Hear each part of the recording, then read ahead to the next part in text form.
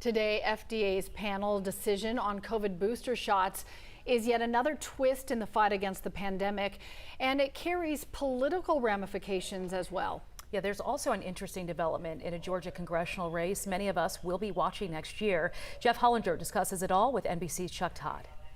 Several Northwest Georgia Democrats have lined up to challenge Congresswoman Marjorie Taylor Greene, but she was always going to be a heavy favorite against any of them in the 2022 general election. But now a Republican challenger has emerged.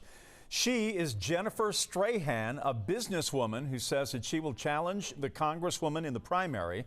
Joining me is Chuck Todd, the moderator of NBC's Meet the Press. And Chuck, Jennifer Strahan's announcement in the video, she talks about defending President Trump's policies, firing Nancy Pelosi, doesn't mention the Congresswoman.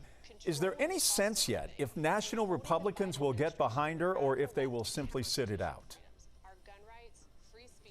You know, it's a great question. I don't know if how many of them will formally get behind this, and that's going to be a real test of Kevin McCarthy. I mean, it would be his sort of nod to this, right? They got involved the last time trying to get behind somebody that would defeat her in that runoff, and it backfired, right? Currently, what animates Republican primary voters appears to be the red meat, appears to be own the libs. This is not a policy distinction. I mean, there's this one quote I keep dining out on. Tom Rice, who was one of the 10 Republicans who voted to impeach Trump, he goes, I've been with him 99% of the time, and I'm called a traitor.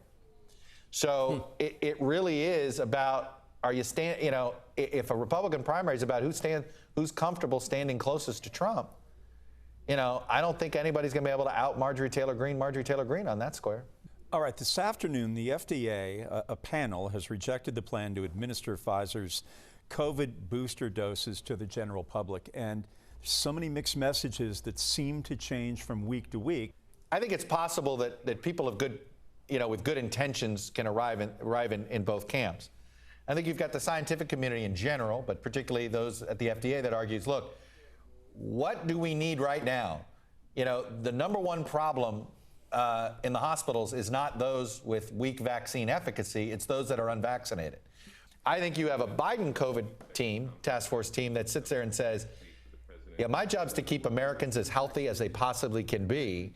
And the vaccinated are first of all, number one, the vaccinated are his political base. They certainly look like they're one and the same these days.